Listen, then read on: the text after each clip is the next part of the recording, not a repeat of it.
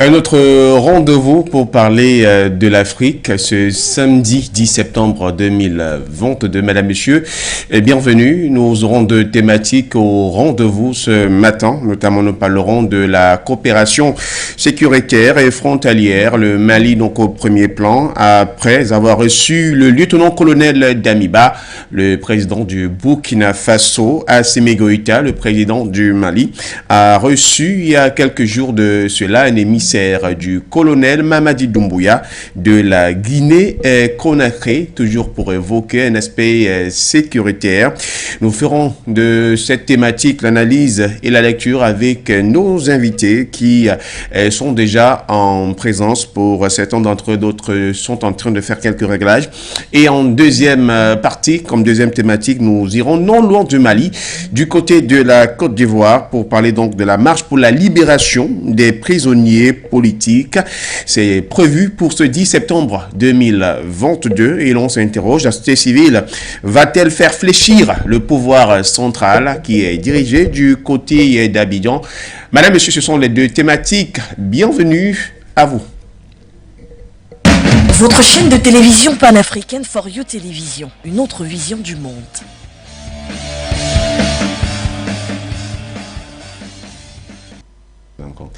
Voilà donc, merci à vous et nous allons commencer d'abord par dire bonjour à celui qui est avec nous. Dans le journalisme, on parle souvent de la loi du mort kilométrique, journaliste de son état, directeur de publication du journal Horizon Nouveau Magazine et African First Crown, qui est donc journaliste panafricain. Lui également, il est président d'une organisation de la société civile au Cameroun qui est à la fois qui lie les cultures camerouno-russes. Il s'agit donc de l'AP2EDA-APH. Pierre Claver-Kodo est avec nous. Bonjour DP, généralement on vous appelle Patriarche. Bonjour. Merci Florent. Merci surtout pour ces réajustements. Effectivement, je fais partie des patriarches, même dans la profession.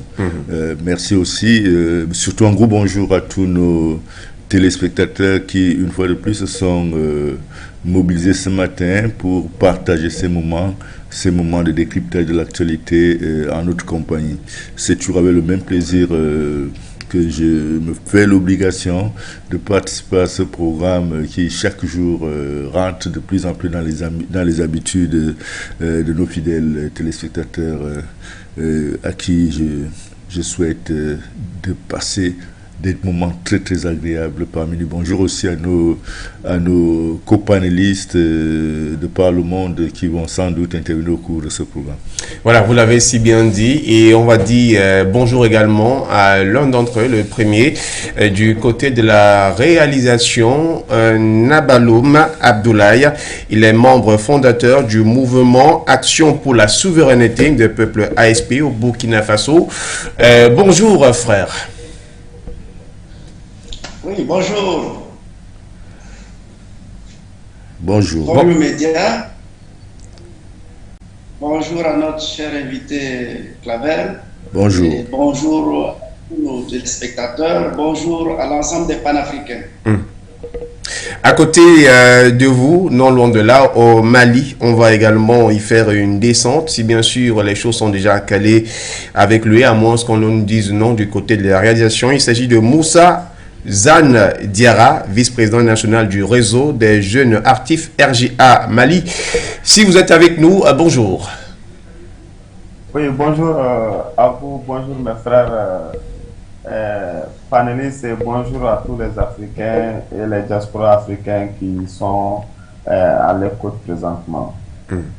Voilà, et parlant aussi de diaspora, vous l'avez si bien dit, un autre Africain combattant infatigable de la lutte contre l'impérialisme et surtout des gouvernements dites sous-préfectures des puissances coloniales en Afrique. Il s'agit de Kosisi Baba Nicolo, qui est donc du côté de la France. Bonjour et bienvenue. Alors, bonjour autorités, chers journalistes de la combativité du panafricanisme. Je tiens à saluer l'honorable sur le plateau direct Afrique de For You Media. Je réitère mes salutations à Nabaloum Abdoulaye et aussi à Moussa Diarra. Je salue votre auditoire, votre équipe derrière cette caméra et merci de m'avoir invité pour qu'ensemble, on puisse essayer d'apporter des graines à la communication, à l'information pour que le panafricanisme vive. Vous l'avez si bien dit, et la première thématique que nous conduit directement du côté du Mali pour évoquer ce que nous avons tenté d'appeler la coopération sécuritaire et frontalière. Je vais commencer par vous, puisque vous êtes directement touché du doigt, Moussa Zan Diarra. Il y a quelques jours de cela, le colonel Assimi Goïta, le 3 septembre pour être précis, avait reçu en audience son homologue burkinabé, le lieutenant-colonel Polari Salaogo Damiba, une visite qui était une visite d'amitié et de travail sur un aspect sécuritaire. Fallait évoquer entre autres le renforcement des capacités sécuritaires. Ça devait commencer une synergie entre le Mali et le Burkina Faso, mais il y avait également été évoqué un autre aspect, les deux pays étant dans la même situation. Le 7 septembre, quelques 2 jours par après, cette fois-ci, c'est notre homme en tenue, l'actuel homme fort de la Guinée-Conakry, le colonel Mamadi Doumbouya, qui a donc envoyé son émissaire, le chef de la diplomatie guinéenne, Maurice Sanda Kouyaté, adressé donc un message de la part de son frère guinéen. Quelle lecture, sinon, le sentiment que vous avez eu de cette autre arrivée d'un pays frère, mais également se trouve dans la même situation que le Mali actuellement? Voilà, et merci à vous. Tout récemment, les réseaux ont été inondés par rapport vraiment à cette visite de notre président, je peux dire, colonel, le président de Burkina. Voilà, comme dans son discours, il a assez bien dit, le Mali, c'est un pays frère du Burkina et qui partage une frontière de plus de 1400 km. Et le Mali subit vraiment des attaques terroristes comme aussi le cas de Burkina. Nous pouvons mettre vraiment cette visite dans le cadre de renforcement vraiment de cet lien d'amitié, de fraternité et sécuritaire entre les deux pays. Parce que qui connaît aujourd'hui le Burkina dans le côté sécuritaire, vraiment le Burkina subit vraiment pas mal de pertes en vies humaines, que ce soit aux côtés des civils ou que ce soit aux côtés vraiment des militaires. Maintenant, le Mali qui a connu aussi ce même cas, plus de 10 ans maintenant, le Mali subit vraiment ces attaques perpétrées par ces djihadistes qui sont entraînés et qui sont soutenus par vraiment des forces extérieures. Assimi Goïta, qui est un homme de terrain, qui est aussi entouré par 5 colonels qui sont tous des hommes de terrain, qui connaissent Malki Diaw, qui connaissent Sadio Kamara, qui connaissent Abdullah Ouagé, qui connaissent Morbo Kone. Ce sont tous vraiment des éléments aguerris qui ont vraiment combattu les djihadistes sur le terrain. Maintenant,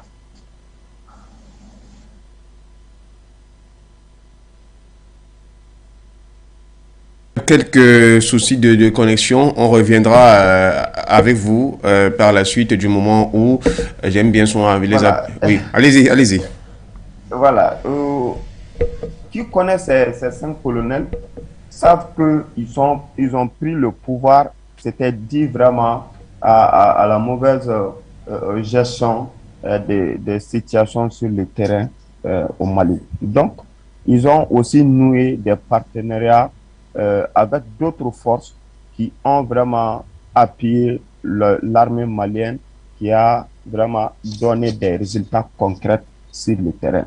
Ces 3 dernières années, nous avons vu qu'il y a eu vraiment beaucoup de changements sur l'aspect sécuritaire au nord du Mali, surtout entre les 3 frontières. Comme il les qualifie, l'Itako-Gourma, les 3 frontières qui séparent le Mali-Burkina et le Mali-Niger. Cet endroit a subi pas mal vraiment de pertes en vies humaines, surtout les camps qui se retrouvent là-bas. Qui connaît le camp de Boni, qui connaît le camp de Boulgues, qui connaît le camp de Indiliman. Tout récemment, on a vu ces attaques qui qui a été appuyé par la France. Vraiment, tout ça là nous laisse croire que vraiment nous seuls et le Burkina seul ne peut pas vraiment mettre fin à cette guerre. Il nous faut vraiment ces liens, il nous faut vraiment cette coopération entre les deux pays pour vraiment mettre fin à cette guerre. Mais au départ, on avait vraiment cette méfiance un peu vraiment par rapport à notre colonel de Burkina Faso. Maintenant, pourquoi? Parce que nous pensons que lui, il vient pour finaliser quand même quelque chose que la France a mis sur place, parce que lorsque le peuple burkinabé s'est levé contre Eric Marc Kaboré, ils sont venus. Mais nous pensons ils allaient vraiment marcher sur les mêmes logiques que le Mali a fait, mais c'était le contraire en réalité. C'était le contraire, parce que nous avons vu que le chef d'état-major français a fait une visite au Burkina. Nous avons vu des déclarations et le Mali a subi vraiment pas mal de sanctions. Le Burkina n'a pas vraiment subi ces sanctions-là, contrairement au coup d'État qu'ils ont subi. Donc, nous avons constaté que est-ce qu'il n'y a pas une main cachée derrière le Burkina pour vraiment manipuler les dirigeants burkinabés. Donc, on était vraiment en doute, mais nous avons compris que ces derniers moments, qui pensent à la panafricanisme, qui pensent vraiment à l'union de ces trois pays, ça peut créer vraiment des axes entre le Mali et la Guinée, vraiment qui peut créer une force contre vraiment la néocolonialisme, contre vraiment la France dans ces différents pays. Parce que colonel Mamadi Doumbouya et colonel Assimi Goïta et le Burkina, vraiment, si on parvient à se donner la main et si on parvient vraiment à récupérer ces pays-là, ça peut aussi créer d'autres foyers dans les autres pays qui sont toujours sous contrôlés par la France et par les laquais de la France, qui est le Sénégal, la Côte d'Ivoire et le Niger. Parce que la France a quitté le Mali.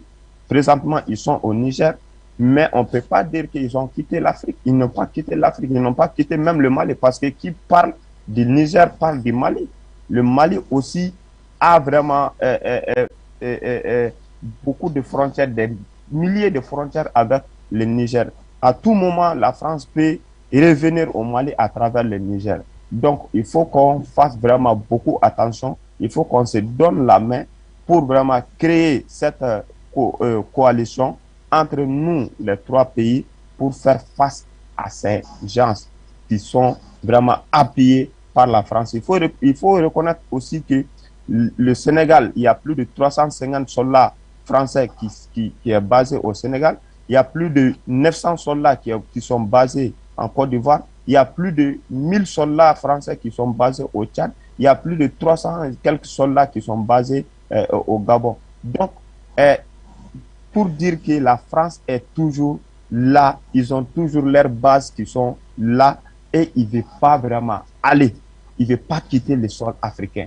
Maintenant, pour qu'on puisse se débarrasser définitivement de la France, comme le Mali a chassé vraiment le France sur son sol, il faut que ces trois présidents donnent la main. Il faut que ces trois présidents travaillent ensemble pour vraiment mettre fin définitivement à cette guerre qui est imposée à notre pays. Même si la Guinée ne subit pas vraiment des attaques terroristes, mais on sait que le Burkina subit quotidiennement et on sait que ces actes terroristes entraînent aussi vraiment de se propager dans les pays de Golfe de Guinée. Le Togo a connu tout récemment des attaques. Même la Côte d'Ivoire, même s'il n'y a pas eu des morts d'hommes, a connu aussi tout récemment.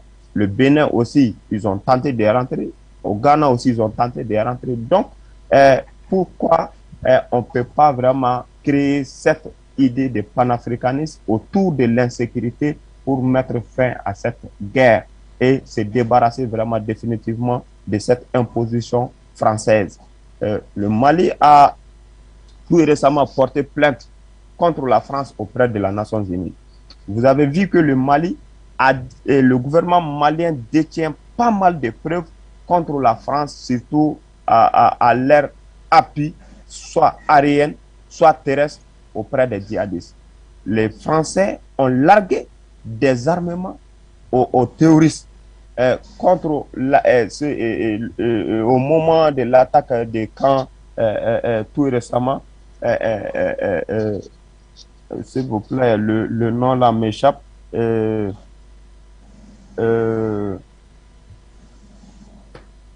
Voilà. Je pense. Attends, je vais retrouver le nom. Tout récemment, le Mali a reçu vraiment des preuves contre la France, contre l'attaque de nos camps. Vers 3 heures du matin, l'aviation française a largué des colis non loin de ces camps. Et l'armée malienne a mené des poursuites pour récupérer ces colis-là, mais ça trouvait que le colis a disparu. Cela me laisse montrer que la France appuie directement ces terroristes sur nos territoires, que ce soit au Mali, que ce soit au Burkina. Donc, la visite vraiment de Damiba, nous pouvons dire que vraiment ça tombe vraiment bien parce que le Mali s'est retiré de G5 Sahel. Vous avez compris que le G5 Sahel, c'était un instrument piloté par la France. Pourquoi le Mali s'est retiré? Depuis que le G5 Sahel a été créé pour sécuriser les 3 frontières et que le financement devrait venir ailleurs, depuis sa création, pendant 5 ans, le G5 Sahel n'a pas eu un seul rond venant de nos partenaires. Il faut voir que lors de la guerre fabriquée en Ukraine, pendant seulement quelques mois, ils ont récolté des millions et des millions de dollars pour soutenir les Ukrainiens. Pourquoi ils n'ont pas pu soutenir l'Afrique, surtout le Mali, contre cette guerre? Surtout, on était bité par vraiment ce problème de financement. C'est le même cas au Burkina, c'est le même cas au Mali. C'est pour cela que le Mali a créé d'autres chemins pour aller vers la Russie. Et c'est ça qui vraiment que la France ne veut pas entendre. Et c'est ça que la France ne veut pas vraiment accepter. Il faut que le Burkina essaye vraiment de mettre ces mêmes chemins-là pour appuyer leurs armées, pour appuyer vraiment la population burkinabé pour qu'ils puissent vraiment sortir dans ça. Et je suis sûr que c'est ce que Assimi lui a conseillé et je suis sûr qu'ils vont emprunter le même chemin comme le Mali a fait. Voilà, merci pour cette relance. On prend justement à côté de vous Nabaloum, le Burkina Faso a été cité. Au départ, on n'a pas cru dans la position du colonel Damiba, si l'on s'en tient à ce que Moussa est en train de nous faire comprendre. Et Damiba, au départ, était considéré comme une sorte de pion de la France. Et l'on avait cru à un moment donné, pensant qu'il ferait le tout premier déplacement officiel hors de la hors du Burkina Faso. La Côte d'Ivoire, ça avait été annoncé en grande pompe. Par contre, il y avait le 3 septembre déplacement vers le Mali qui, lui, n'avait pas été dit. Aujourd'hui, Maliens et Burkinabés sont dans la même situation et cette arrivée notamment d'un émissaire de la Guinée-Conakry du côté du Mali, est-ce que cette situation, vous, dans le combat que vous menez aujourd'hui, vous donne davantage plus d'espoir en se disant que ces 3 pays qui sont pratiquement dans la même zone frontalière, qui connaissent presque les mêmes problèmes parce qu'ils sont sous la transition, est-ce que l'union ensemble fera une union de force qui puisse faire en sorte qu'ils soient indépendants et libres, notamment des puissances étrangères? Nabaloum. Merci bien et merci à mon frère Moussa qui a bien introduit le sujet. Effectivement, ces derniers jours, nous sommes, je dirais, satisfaits. Pas satisfaits, mais ça nous donne effectivement l'espoir que nos dirigeants sont en train d'imprimer la marque de la volonté de leur peuple. Et cette initiative de se mettre ensemble, si c'est le cas, c'est vraiment une très bonne chose. Mais je vais analyser cette situation-là en 3 ou 4, 5 points s'il le faut. Le premier point, c'est Damiba qui s'est déplacé au Mali et récemment l'émissaire de Doumbouya. Et quand on regarde aujourd'hui, le Burkina Faso et la Guinée, dans ces pays-là, il y a les populations qui sont en train de mettre la pression sur les dirigeants, d'imprimer effectivement cette manière de faire de Assimi Goïta au Mali. Donc, Assimi Goïta a eu son peuple derrière lui. Au Burkina Faso, comme en Guinée, les peuples veulent être derrière leurs dirigeants. Cependant, les peuples ont des doutes sur la volonté réelle de ces dirigeants-là de faire comme les Maliens. Donc voilà cette première action que nous pensons que si c'est dans cette dynamique de la volonté des peuples que les dirigeants puissent agir dans l'intérêt des peuples, ça c'est une bonne chose. Et le deuxième point d'analyse que je voulais faire par rapport à cette situation, c'est qu'au-delà de la question sécuritaire, que le Mali est en train de montrer des résultats positifs probants pour sa population, le Mali est en train de mettre en œuvre, de montrer aux yeux du monde que, en fait, parce qu'il y a des richesses au Mali, c'est pourquoi il y a autant de prédateurs qui tentent de déstabiliser le Mali, rien que pour pouvoir engranger, pour pouvoir exploiter ces différentes ressources que possède le Mali. Et la Guinée, on a vu tout récemment, a essayé de faire la même chose en mettant en évidence l'exploitation minière par des sociétés nationales. Mais l'analyse qu'on peut se faire, c'est-à-dire le Mali étant le premier à engager, à enclencher cette mise en évidence des ressources du Mali, la Guinée, ça peut être une source d'inspiration pour la Guinée. Au niveau du Burkina Faso, on n'a pas encore effectivement mis en évidence les ressources naturelles que possède le Burkina Faso, mais on ne peut pas analyser la question sécuritaire sans parler de ces ressources naturelles que possèdent nos différents pays. Donc, il est bon donc que Bamako ayant enclenché effectivement ce deuxième aspect de la lutte contre le terrorisme, nos différents États puissent effectivement s'inspirer de la pratique malienne. Mon troisième point d'analyse, il faut dire que Doumbouya, Goïta et Damiba sont des militaires. Ce sont des militaires et ce sont des jeunes. Et c'est ce que nous, jeunes panafricains, nous avons toujours souhaité, qu'il y ait une nouvelle dynamique de jeunes dirigeants. Mais des jeunes dirigeants qui travaillent dans l'intérêt de leur peuple. Donc, si effectivement cette initiative de se rencontrer régulièrement s'inscrit dans ce cadre d'action de jeunes militaires qui viennent pour s'assumer pour aller en droite ligne avec la volonté de leur peuple, alors c'est véritablement une très bonne initiative. Mon quatrième point d'analyse porte sur le fait que le Burkina, le Mali et la Guinée sont sur le viseur de la CEDEAO. La CEDEAO, parce que tous ces trois pays connaissent la même situation, nous sommes en transition. Et régulièrement, il y a des rencontres au niveau de la CEDEAO pour rétablir l'ordre constitutionnel.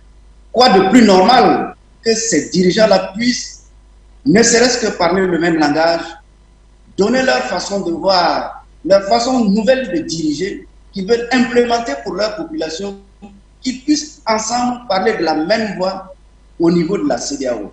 Ça pourrait effectivement être une bonne chose, parce que nous, panafricains, ce que nous avons toujours réclamé, c'est une CEDEAO des peuples et non une CEDEAO des chefs d'État. Une CEDEAO de syndicats de chefs d'État qui n'ont d'intérêt que de défendre entre eux les intérêts de chaque État. Mon cinquième point d'analyse porte sur la situation actuelle du Mali. Effectivement, le Mali est dans une position où il a effectivement besoin de soutien de ses frères. Il a besoin du soutien de ses pays proches. Il a besoin du soutien de ses amis et de ses voisins. Et nous sommes les voisins du Mali. Si le Mali a des difficultés et que nous ne pouvons pas soutenir le Mali, alors nous faisons du mal à nous-mêmes. Parce que la réalité est là, la question sécuritaire, ça a commencé au Mali, on ne s'y est pas pris à temps, ça nous a tous contaminés et ça va continuer de contaminer l'ensemble des pays de l'Afrique de l'Ouest si on continue de regarder sans agir.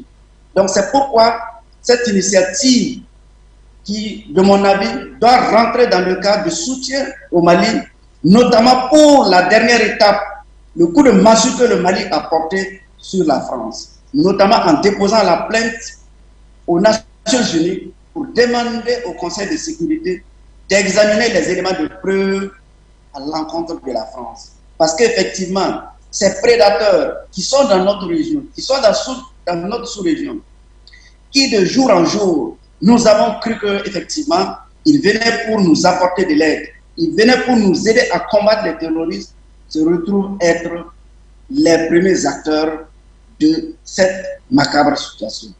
Donc, il est important que nous puissions apporter notre soutien total, à commencer par nous, la société civile, dans tous les États de l'Afrique, de soutenir le Mali, de contraindre nos dirigeants à soutenir le Mali dans cette action noble, dans cette action qui s'inscrit dans la souveraineté effective de l'Afrique.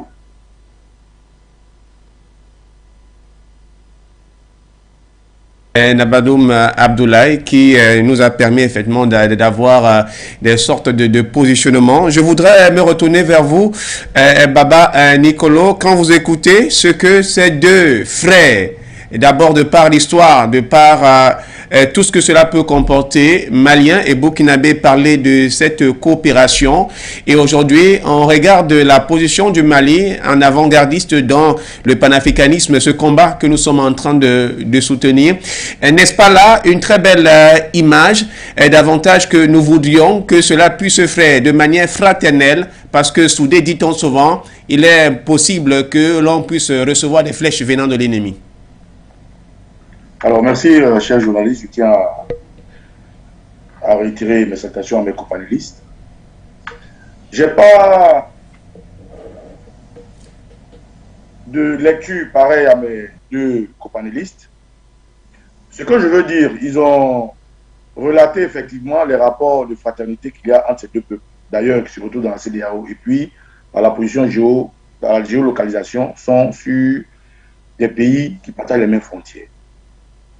Aujourd'hui, quand on parle de ces pays, Burkina, Côte d'Ivoire, Mali, Niger, Guinée et autres, c'est des pays frères que, malheureusement, la séparation des frontières a créé des États.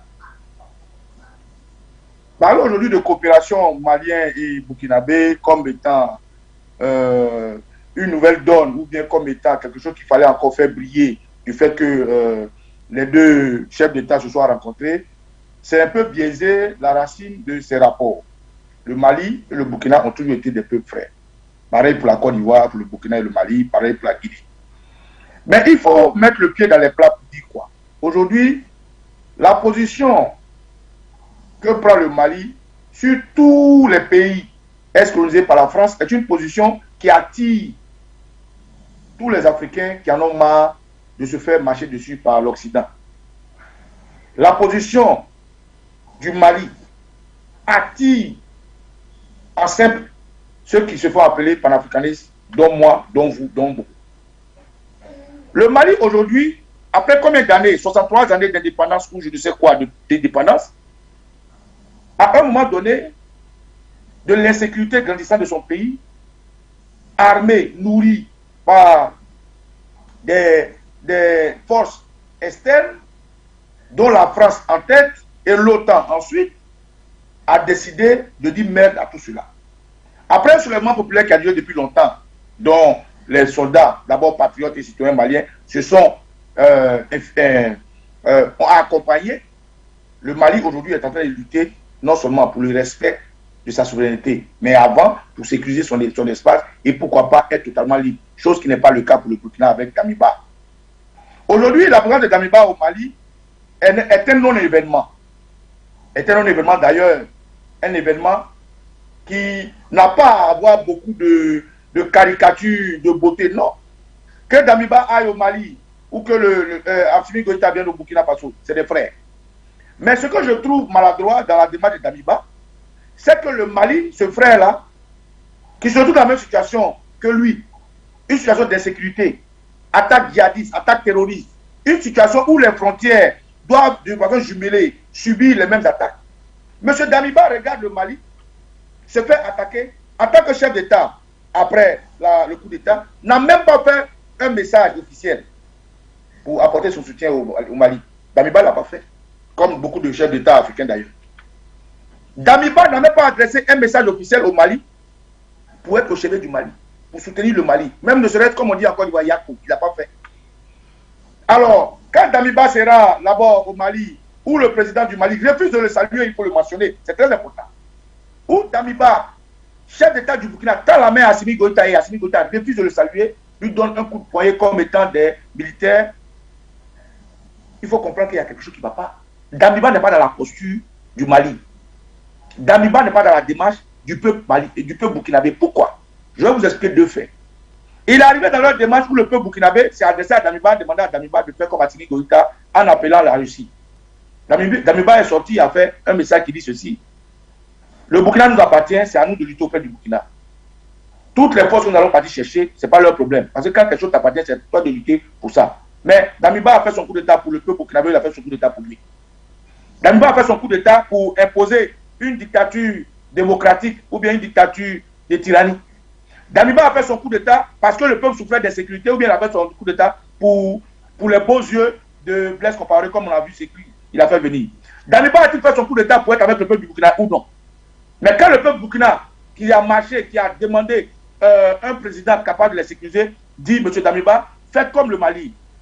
Rapprochez-vous de la Russie. Aujourd'hui, la Russie apprend aux pays africains à pêcher contre la France qui leur donne du poisson. Regardez, aujourd'hui en Centrafrique, le président Touadéra est passé à une autre étape. Il est en train à la demande de son peuple, essayer de voir dans quelle mesure prendre une nouvelle constitution pour qu'il puisse être encore à la tête de l'État pour pouvoir gérer à bien cette procédure contre la France-Afrique. Regardez aujourd'hui le Mali. Le Mali a même envoyé la France, la grande France, du jamais vu, de façon inédite, au banc des accusés au Conseil de sécurité à l'ONU. Regardez aujourd'hui le Mali répond du tic au tac à tout pays mal contrôlé qui s'apprend à elle. Pardon, à lui autant pour moi, excusez-moi. Donc vous comprenez, Damiba n'est pas dans cette démarche. Deuxième fait, il y a eu un ambassadeur sur la terre des hommes intègres qui a pris la peine d'insulter tous les Burkinabés, dont Damiba lui-même. Et le peuple burkinabé avec Mme K a demandé le départ de cet ambassadeur. Alors qu'au Mali, même le vice-porte-parole de l'ONU, de la MINUSMA a été chassé. Alors qu'au Mali, l'ambassadeur du Mali, de la France au Mali, de façon disrespectueuse, a disrespecté le peuple malien, il a été chassé. Alors qu'au Mali, les médias propagandistes ont été chassés, le Mali ne tolérera rien. Damiba regarde son peuple souffrir et les maths parce qu'ils ont demandé le départ de l'ambassadeur qui a incité leur peuple. Le pays des hommes intègres, le pays de Thomas Sankara. Damiba est une honte aujourd'hui. Damiba est dans la continuité de la France-Afrique. Et troisième chose que je voulais dire, mais l'arrivée de Blaise Compaoré au Burkina, ça a été fait au détriment des Burkinabés. Ils n'ont pas préparé le peuple burkinabé à cela. Damiba a décidé, entre lui et puis ses pères, et puis ils ont imposé ça au peuple burkinabé. Et mieux, l'insulte dernière, c'est que Damiba lui-même, pour être intronisé président du Burkina, a eu droit au Conseil constitutionnel, c'est-à-dire à la justice, pour être là. Mais il n'a pas respecté cette justice qui a condamné Blaise Compaoré, il a fait revenir. Damiba s'est amusé même à donner une certaine liberté de quelques jours à Djedéré, qui a été condamné aussi par la police burkinabé. Donc, au vu aussi de tout ça, la présence de Damiba au Mali n'est qu'un non-événement, parce que Damiba ne marche pas dans les pas du Mali. Et regardez, ils lui ont posé une question. Il y a un journaliste qui a demandé à Damiba, mais qu'est-ce qu'il pense de cette histoire des 49 soldats? Damiba a répondu simplement pour fuir la question, qui ne peut pas toucher que ça relève de la neutralité de l'ONU qui va traiter ce cas. Donc vous voyez, en fait, Damiba s'est déplacé au Mali pourquoi alors? Pendant que le Mali souffrait, aucun message de soutien, aucun message d'apport. Pendant que le Mali aujourd'hui est en train de plaider ça et là, c'est seulement la Guinée de Doumbouya qui a soutenu le Mali. Damiba était où? On va me dire non, il vient d'arriver, il a besoin de temps. N'est-ce pas ce même Damiba qui a fait un livre pour parler de terrorisme et de djihadisme? Mais il a de l'expérience, plus qu'il a fait un livre pour parler de ça. Aujourd'hui, Damiba fait plus la politique que la sécurité pour laquelle il a pris les armes. Donc pour moi, Damiba est vraiment quelqu'un que les Burkinabés doivent suivre de près. Et quelqu'un qui déçoit. Parce que lorsqu'il est venu, nous avons été de ceux-là qui l'avons acclamé. Mais en réalité, je parie que Roch Kaboré est mieux que Damiba. Parce que Roch Kaboré était descendu parce qu'à un moment donné, il dérangeait la France. qui refusait de lui donner les armes qu'il avait achetées, qui refusait de l'aider à lutter contre le terrorisme.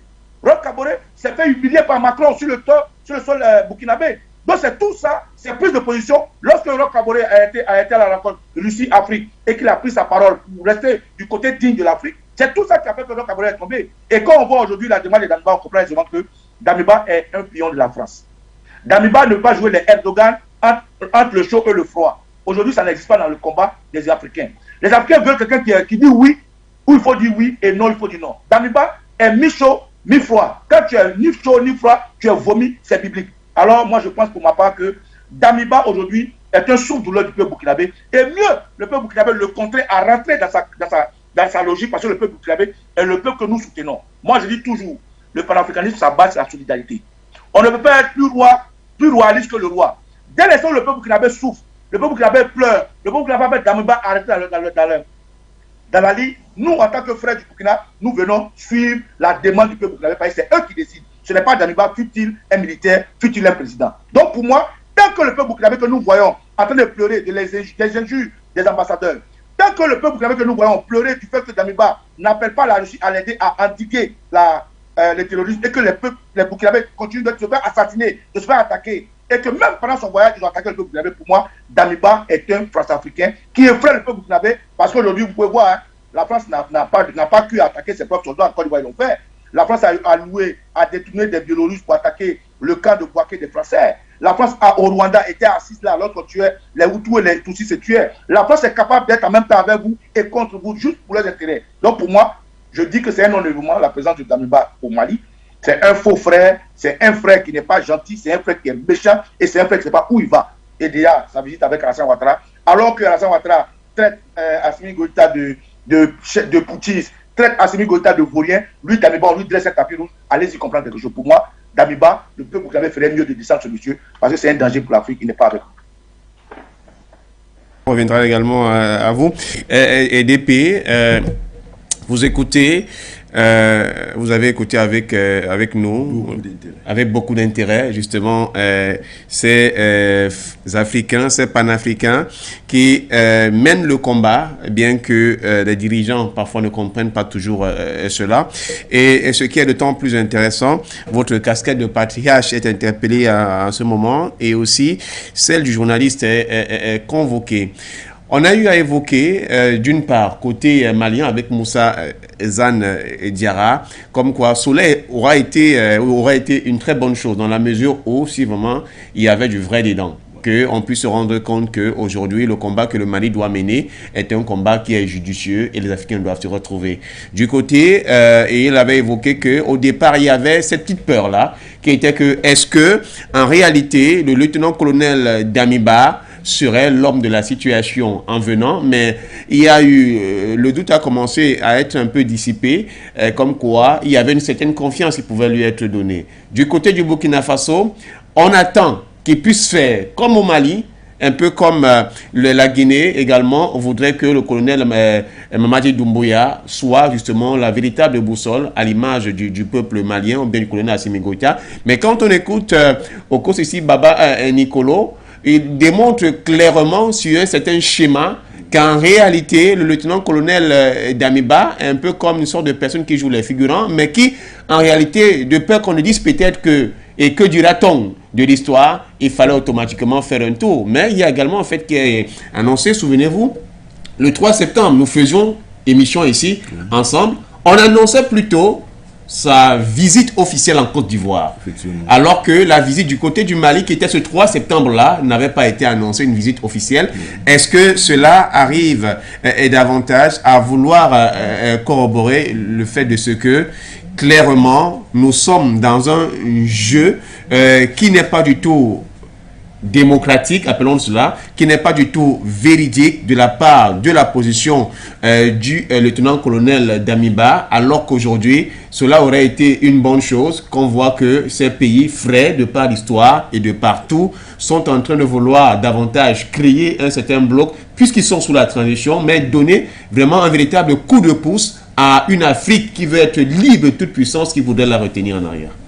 Oui, vous faites bien de chuter par là. Voyez-vous, les questions de sécuritaire du côté de l'Afrique occidentale de la zone soudano-sahélienne devrait être suffisante pour que tous ces pays-là mutualisent leurs efforts pour venir à bout de l'insécurité. Parce que nous savons tous très bien que c'est la France qui joue les pompiers pyromanes, qui crée donc des tensions, qui crée le chaos pour mieux profiter de la fragilité de nos États et continuer à piller sans contrepartie nos ressources naturelles et même humaines. Parce que quand on parle des ressources naturelles, n'oubliez pas les ressources humaines. Parce que la pauvreté que la France et la misère que la France crée en Afrique poussent les cerveaux hors de l'Afrique, hors du continent. Ce sont ces cerveaux, ce sont ces énergies-là qui devraient construire le continent. Donc la France agit sur deux volets. Non seulement épille les ressources naturelles sans contrepartie, mais encore épille les ressources humaines après que les États africains aient investi massivement dans la formation de celles-ci. Parce que quand un médecin se retrouve en train de courir l'aventure d'une traversée du Sahara à pied et de la Méditerranée à la nage, vous imaginez quelle perte est-ce que nos États réalisent dans pareilles circonstances.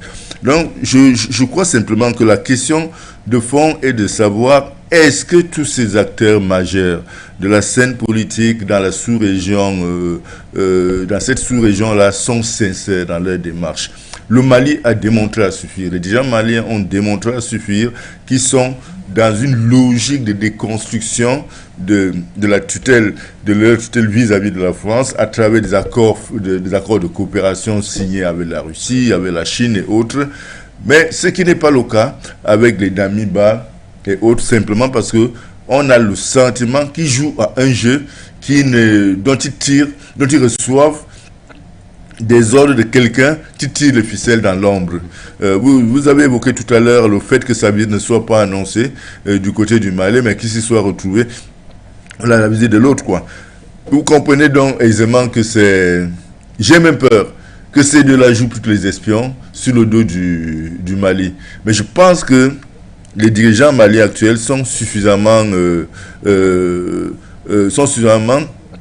avertis pour pouvoir contourner pour pouvoir faire face à leur petit complot. Donc, ces deux, Damiba et Doumbouya, j'avoue, moi je ne leur ai jamais accordé du crédit au regard à l'analyse de leur accession au pouvoir. J'ai l'impression qu'il y a eu un certain suivisme de la volonté des peuples burkinabés et guinéens est à l'origine des coups d'État que les deux ont fait, mais ils n'apportent pas les réponses dont leur peuple attendent surtout en matière de coopération avec la France. Parce qu'on se rend quand même compte que les deux sont encore sous la coupe de la France, même quand cela ne passe pas au premier degré. On réalise quand même qu'il y a un donneur d'ordre dans la sous-région, le principal donneur d'ordre dans la sous-région pour sauvegarder les intérêts de la France, qui n'est autre que Ouattara, veille dessus. C'est pour ça que vous les verrez faire le balai autour de Ouattara qui, naturellement, si jamais la France arrivait à perdre son influence sur toute cette sous-région, c'est à Ouattara que la France demandera des comptes et Ouattara veille dessus. Je crois donc que, tel que l'affirme, selon les analyses de nos copanélistes, il y a beaucoup de travail à faire encore, mais en ce qui concerne le Mali, l'essentiel est fait. Maintenant, est-ce que les deux pays, la Guinée-Conakry et le Burkina Faso, sont dans la même longueur d'onde que le Mali? Là, ce n'est pas évident. On a quand même l'impression que lorsqu'on voyait les comportements, les réactions des dirigeants de ces deux pays-là, on ne peut pas leur signer un chèque à blanc. Ils n'arrivent pas encore à nous convaincre sur leur volonté de s'émanciper de la tutelle de la France. Or, nous tous nous savons que ceux qui s'émancipent de la tutelle de la France sont ceux-là qui, en réalité, portent les espoirs de leurs peuples respectifs, comme c'est le cas avec le Mali. Or, ni Doumbouya, ni l'autre n'arrive pas à nous envoyer des signaux véritablement forts. On a tout simplement le sentiment qu'ils jonglent pour faire plaisir à leur maître et non forcément à leur peuple. Parce que la question de sécurité dans la sous-région aurait été facile à gérer si tous regardaient vers la même direction que les Maliens, que les dirigeants maliens, et à ce titre-là, ils allaient donc nouer les mêmes accords ayant les mêmes contenus pour faire face aux questions d'insécurité. Or, parmi eux, il y en a qui jouent le jeu de la France, mais font semblant de jouer le jeu de leur peuple. Je parle quand même du cas de Doumbouya, parce que je dis, il n'arrive pas à me donner un signal fort pour que je puisse me convaincre qu'il peut faire bouger les lignes. Jusque-là, moi, je ne trouve pas qu'il soit à la hauteur de faire bouger les lignes. Il est plutôt en train de jongler pour sauvegarder les intérêts On dit de la Doumbouya France. ou bien Damiba? Damiba et Doumbouya, les deux jouent à un jeu qui n'arrive pas encore à me persuader sur leur volonté de s'affranchir de la tutelle française en faveur des intérêts de leurs pays respectifs. Donc, excepté le régime, les dirigeants du Mali, cela ne bénéficie pas encore d'une crédibilité. Donc alors, on ne peut pas encore mériter la confiance de l'observateur que je suis pour croire en ces instants qui sont au service des intérêts de leur peuple. Nabaloum, on se dirige vers vous. Vous aurez pratiquement le temps. On fera l'effort de respecter désormais ce temps parce qu'on a une autre thématique assez importante qui nous attend du côté de la Côte d'Ivoire. On ira donc avec ce temps. Vous aurez pratiquement dans les 3 minutes, je vous accorde à vous 3 minutes parce que c'est une question qui porte beaucoup d'intérêt. Quand vous avez écouté, nous tous d'ailleurs, au cours ici, Baba Nicolo, qui a démontré clairement qu'il n'y a pas de crédibilité vraiment dans l'aspect géopolitique africain, ce panafricanisme-là que nous sommes en train de vouloir promouvoir vis-à-vis de la démarche du colonel Damiba, qui est votre chef d'État actuellement. Et au moment où il a eu à évoquer cela, et l'analyse aussi, ce regard que vient de porter le patriarche Claver Kodo, pensez-vous pas clairement que la politique tel que l'a évoqué Okosisi, a pris le dessus sur la question d'un enjeu qui devrait être purement africain, à pouvoir se concentrer, à chercher comment est-ce que l'on pourrait sortir de l'ornière, comment est-ce que l'on pourrait amener son peuple à s'émanciper sur un plan africain en construisant pour être une nation forte, avoir des institutions fortes sur le plan africain et non comme le voulait Barack Obama à l'échelle internationale ou bien selon la cosmogonie européenne ou encore occidentale. Alors, merci. Je saisis effectivement au rebond cette réaction. J'inscris la visite de Damiba et de l'émissaire de Doumbouya au Mali sous l'impulsion des populations. Quand on regarde, c'est la volonté des populations qui les contraint d'aller vers le Mali.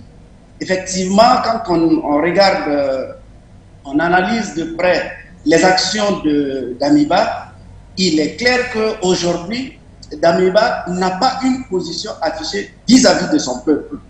Et c'est ce que nous avons toujours dénoncé. Il faut avoir une position tranchée avec son peuple. Si un dirigeant veut l'accompagnement de son peuple, il doit clairement l'exprimer pour être en phase avec son peuple. Damiba est parti au Mali, nous l'avons dit, c'est parce qu'effectivement, il avait un bilan de 5 mois. Et un bilan de 5 mois, donc il n'y a pas de résultat à présenter. Il y a un gars qui me met en retard, là, le gars de Guinée-Bissau, là. Puisqu'il doit venir si vous comprenez ça.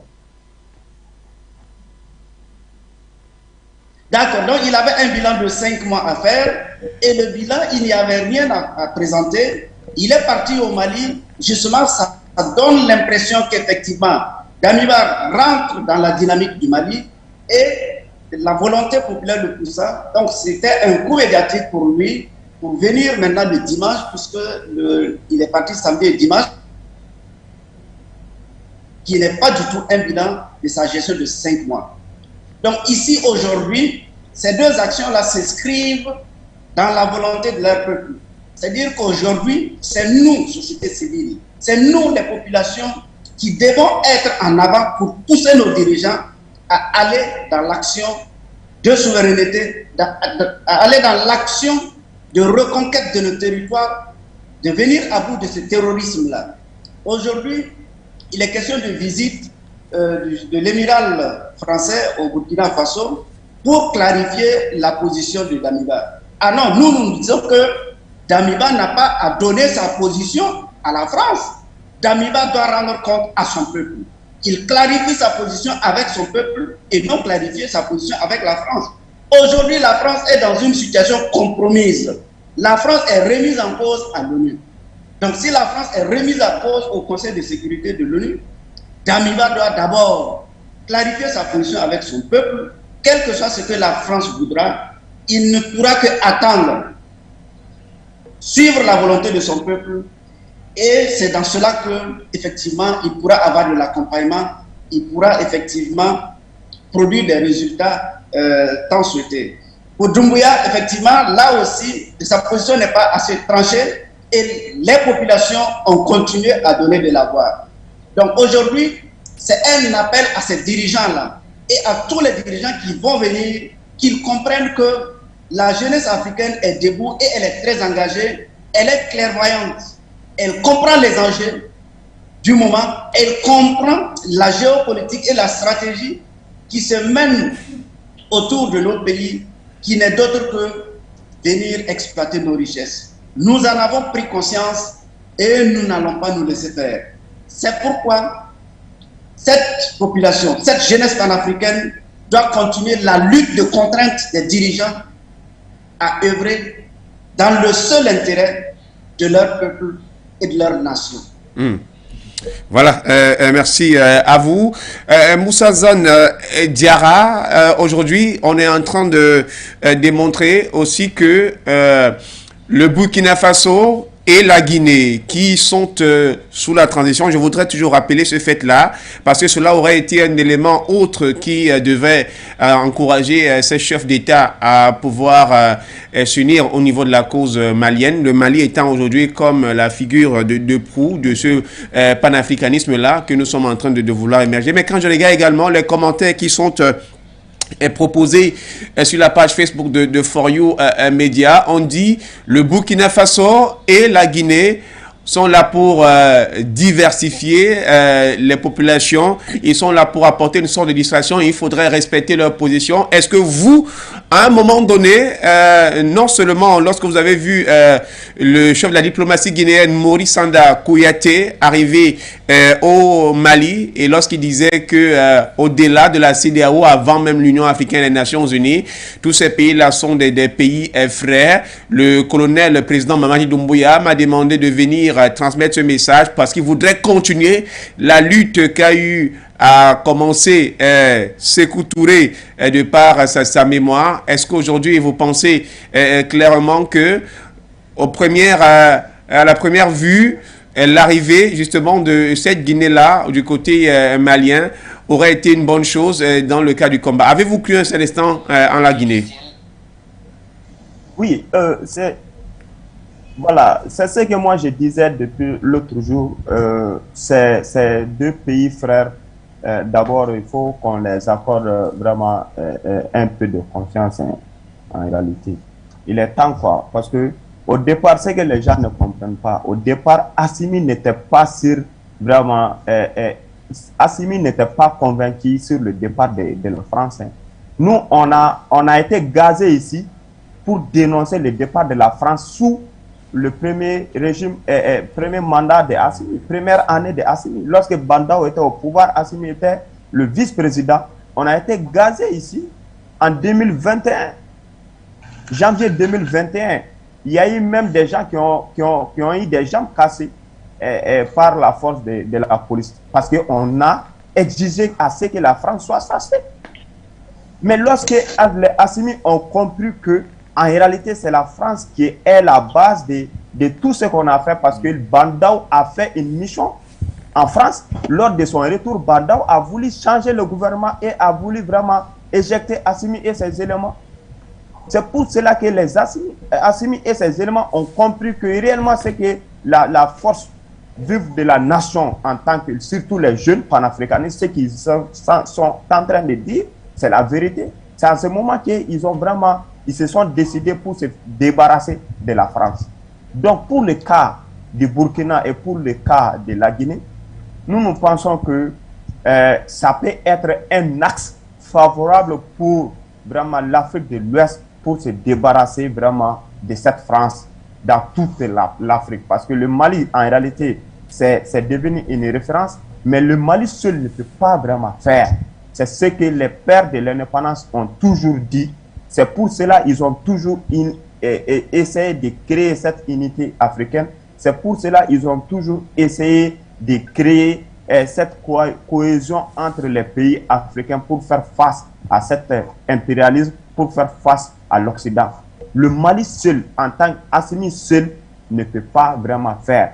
Maintenant, l'axe Mamadi Doumbouya, Damiba et Assimi peut vraiment être une force pour mener les autres pays à chasser leur président et à chasser la France dans leur territoire. C'est pour cela on dit, nous en tant que société civile malienne, comme mon frère de la France, vraiment c'est vrai, il est temps que nous, le peuple, se ressaisisse aussi. On ne peut pas avoir tout à la fois.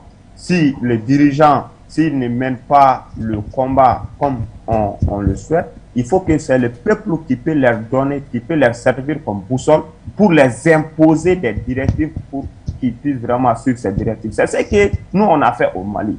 Ce n'est pas que les Assimi sont venus avec l'idée directement de faire chasser la France. Ils ont fait à peu près 1 an et demi sans avoir décidé, sans avoir vraiment pris vraiment la décision de faire déguerpir la France. Alors que nous, on sortait depuis 2013, chaque mois de janvier, nous, on sortait pour aller devant l'ambassade de la France pour dire non à la France, pour dire non à l'occupation de la France, pour dire non à l'invention de la France. Depuis 2013, c'est en 2022 que le régime vraiment s'est décidé pour dire non à la France. Donc, il faut mesurer tous ces parcours-là que vraiment le peuple malien en fait contre la France pour que la finalité soit vraiment ainsi. Est-ce que le Burkina, vraiment la société civile burkinabé a pris tout ce temps pour dire non à la France? Est-ce que la société civile guinéenne a pris tout ce temps vraiment pour analyser tous ces aspects contre la France? Non. Mais ce que le Mali a fait, on peut vraiment essayer de partager nos expériences, on peut essayer d'appuyer nos frères qui sont aussi des Burkina, on peut aussi essayer de se donner la main pour que l'expérience que nous avons vécue ici au Mali, pour vraiment propager ça au Burkina et pourquoi pas en Guinée. Parce que le cas du Burkina et le Mali, c'est des cas similaires parce que nous vivons sous l'insécurité, sous les attaques djihadistes. Mais le cas de la Guinée, c'est venu vraiment sur un angle politique parce que le président Alpha Condé a brigué un 3e mandat et la société civile guinéenne s'est levée contre et Mamadi Doumbouya a pris le pouvoir. Mais ils ne subissent pas le même cas d'insécurité comme le cas du Mali et du Burkina. Maintenant, on peut essayer vraiment de les récupérer pour former un axe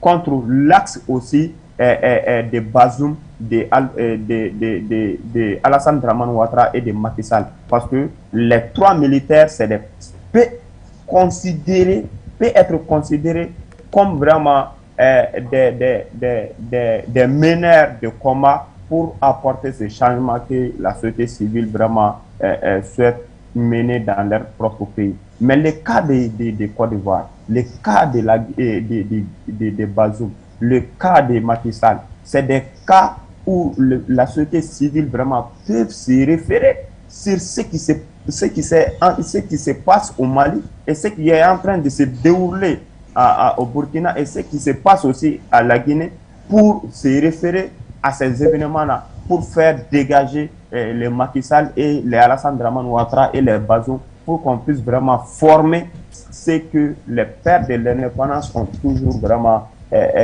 pensé sur notre unité africaine et sur la libération totale de l'Afrique. Ils nous ont donné l'indépendance, ils nous ont donné nos pays, mais cette indépendance, qui doit vraiment concrétiser, qui doit garder cette indépendance? C'est nous, c'est notre génération. Et l'indépendance n'est pas seulement liée à l'indépendance territoriale, mais il y a l'indépendance économique, il y a l'indépendance culturelle, il y a l'indépendance même intellectuelle. Maintenant, il est temps que nous, en tant que la génération, les panafricains, l'idéologie panafricaniste doit être ainsi dans tous les pays africains et dans les autres pays au monde, vraiment pour vraiment sauvegarder ce que nos pères de l'indépendance ont toujours pris comme initiative et ont toujours mené comme combat. Donc c'est pour cela nous nous accordons vraiment ce crédit vraiment de confiance à Damiba et à Doumbouya pour que nous puissions vraiment former une coalition ensemble pour vraiment faire face à tous ces enjeux sécuritaires et à tous ces enjeux sociaux, démographiques et à tous ces enjeux politiques et à tous ces enjeux vraiment géostratégiques. Parce que c'est pas facile qu'un seul pays vraiment puisse vraiment faire face à tout ça là, seul, sans accompagnement. Donc, qui peut nous accompagner? C'est vous, les frères panafricains, c'est les pays africains. C'est les pays africains seuls qui peuvent aider le Mali vraiment à avoir gain de cause. Sinon, ceux qui se rappellent des temps de Thomas Sankara, Thomas Sankara, vraiment, en son temps, il a été seul. Mais comment ça s'est terminé? Hein? Il a été trahi, il a été abandonné. Mais si à ce moment, il était accompagné par les autres pays comme le Mali, comme la Côte d'Ivoire, comme les autres, Niger, est-ce que ça allait finir ainsi? Donc, il faut vraiment se référer, il faut prendre vraiment l'exemple sur nos erreurs passées pour construire vraiment un avenir meilleur. Donc, il ne faut pas laisser tomber ces gens-là parce qu'à leur arrivée, ils sont toujours bon, je peux dire, ils n'ont pas vraiment, ils se sont pas décidés concrètement pour faire face, mais on peut les appuyer, on peut les accompagner pour qu'ils puissent vraiment se décider pour vraiment faire face à tous ces enjeux-là. Ok, merci Moussa. On va vous prendre après pour le compte de la deuxième thématique. Je voudrais rappeler à votre ensemble, vous qui formez ce panel, que au cause ici, Baba Nicolo vient de s'excuser. La thématique que nous allons aborder dans les quelques temps, c'est un rapport effectivement pour cela qui s'est déplacé parce qu'il est allé pour une marche, vous vous souvenez, pendant que Nabaloum était en train de s'exprimer. Il a eu à parler, c'est parce qu'il attendait justement un autre combattant bissau-guinéen. Ils sont donc descendus dans la rue pour la libération des prisonniers politiques. On évoquera un mot à cela, mais il sera important qu'on ait un autre jour pour évoquer ce sujet en sa présence. On ira certainement un mot là-dessus.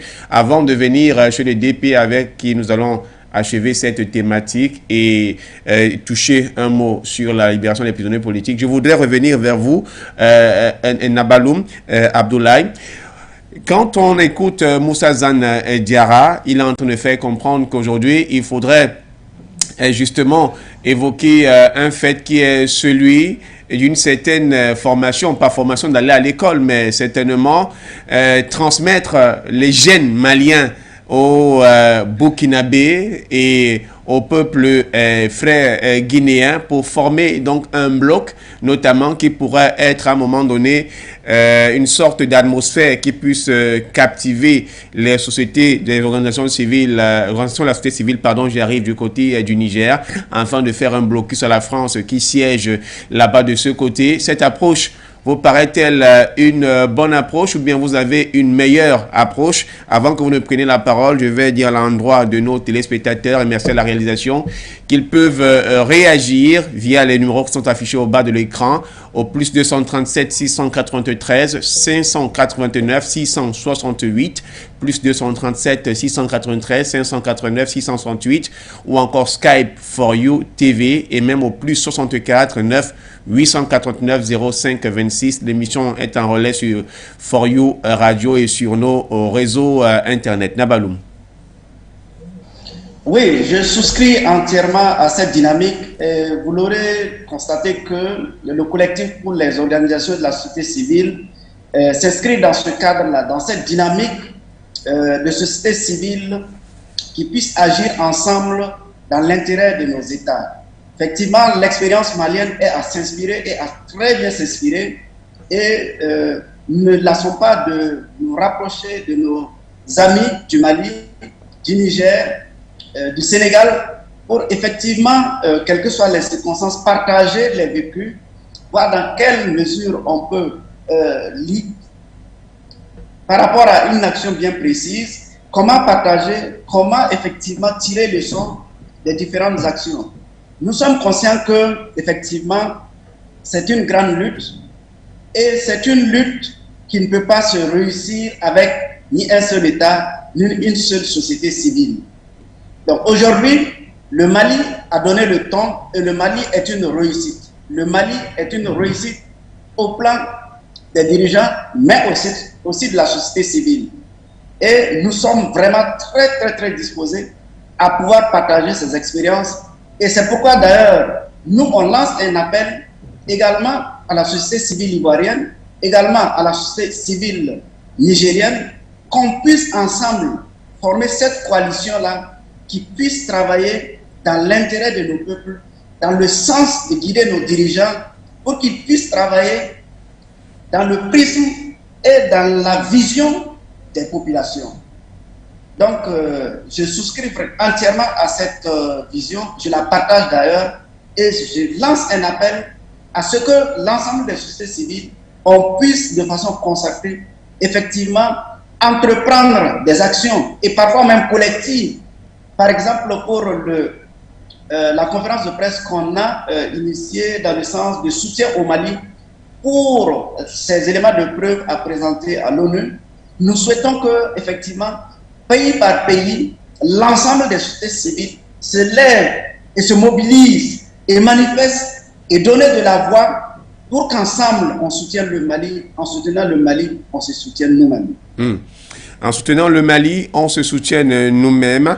Justement, je vais partir dans ce sens-là. En soutenant le Mali, on se soutient nous-mêmes. C'est un message global lancé aux organisations de la société civile. Est-ce que, à travers ce message, l'on pourrait dire que s'il y avait possibilité de réinventer les habitudes, les mentalités africaines à suivre un combat qui est le nôtre, celui d'une libération et d'une émancipation totale de nos peuples?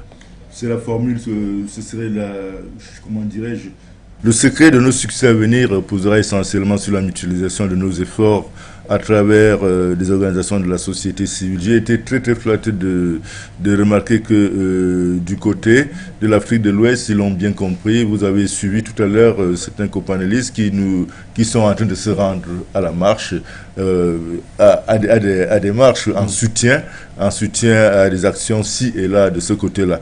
Je crois que c'est devrait être la nouvelle approche. Il faudrait que les organisations de la société civile africaine dans tous nos pays apprennent désormais à mutualiser, donc à mettre en place des espèces de confédérations pour justement réaliser atteindre certains objectifs, et surtout des objectifs majeurs qui concernent la libération de l'Afrique, la construction de la souveraineté de l'Afrique, comme c'est le cas en ce moment du côté du Mali. Donc, du Mali et même de la Côte d'Ivoire, où, selon la deuxième thématique qu'on va aborder tout à l'heure, il s'agira toujours d'un projet de marche en cours de téléchargement.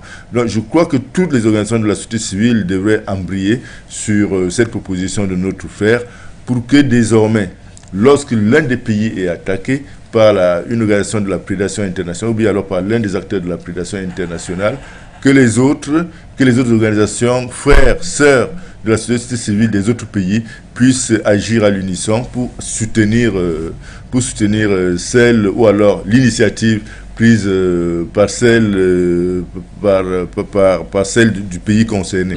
Donc je pense quand même qu'à terme, si nous commençons par là, ce sera une bonne façon de mettre à profit la démocratisation de la vie publique en Afrique, et je crois que là, les initiateurs de ce concept-là ne l'ont pas prévu, et justement il faut les prendre à contre-pied pour retourner leurs armes contre eux, c'est-à-dire retourner les vertus de la démocratie contre la prédation internationale. Je crois qu'il faudrait qu'on commence à réfléchir sérieusement comment faire, comment y arriver, et tel que notre compagnie vient d'ouvrir une brèche, je pense que c'est une grosse opportunité pour les Africains de participer effectivement à la construction de la souveraineté du continent en s'adossant sur les vertus ou alors sur les valeurs qu'est censé promouvoir la démocratie. Or, toutes ces valeurs jusque-là étaient contre nous, mais désormais on peut les retourner contre ceux qui croient nous embrigader à travers justement les concepts de démocratie, et les retourner les valeurs de ces concepts-là contre cela, et je vais dire l'impérialisme occidental.